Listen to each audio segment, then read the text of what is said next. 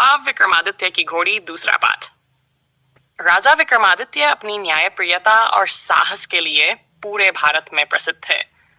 उन्होंने सुना था कि एक घोड़ी जो अद्वितीय और चमत्कारी थी, उनके राज्य में एक साधारण चरवाहे के पास है।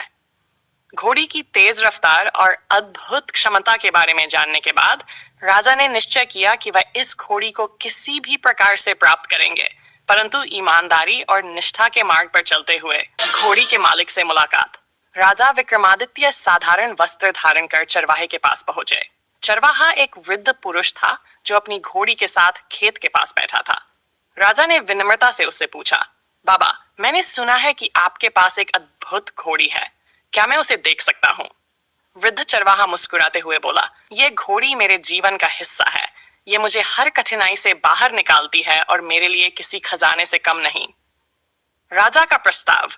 राजा ने अपनी पहचान उजागर किए बिना कहा, अगर ये घोड़ी इतनी खास है तो इसे पूरे राज्य की भलाई के लिए उपयोग किया जाना चाहिए।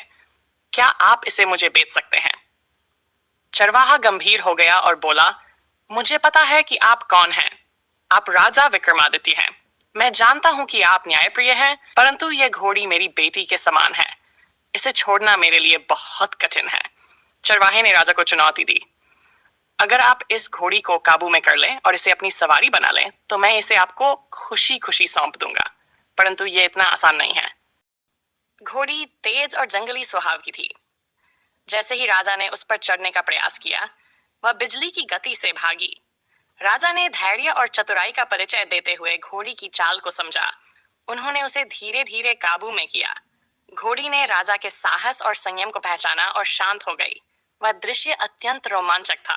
चरवाहा ये देखकर भावुक हो गया और बोला, महाराज, आपने सिद्ध कर दिया कि यह घोड़ी आपके योग्य है। अब यह आपके राज्य की सेवा करेगी।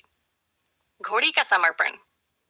राजा विक्रमादित्य ने घोड़ी को अपनाते हुए कहा, यह घोड़ी अब केवल मेरी नहीं बल्कि पूरे राज्य की सेवा करेगी। इसका प्रत्येक कदम न्याय, साहस और सच्चाई के मार्ग पर चलेगा। चरवाहा ने आशीर्वाद देते हुए कहा, महाराज, मैं गर्वित हूं कि मेरी घोड़ी आपके जैसे महान व्यक्ति की साथी बनेगी। कहानी की शिक्षा। राजा विक्रमादित्य ने घोड़ी का उपयोग राज्य की सुरक्षा, प्रजा के कल्याण और दुश्मनों से रक्षा के लिए किया। इस घटना से यह शिक्षा मिलती है कि निष्ठा, धैर्य और सत्य के मार्ग पर चलने से हर कठिनाई को पार किया जा सकता है। इस प्रकार घोड़ी और विक्रमादित्य की यह कथा साहस, विवेक और न्याय का प्रतीक बन गई।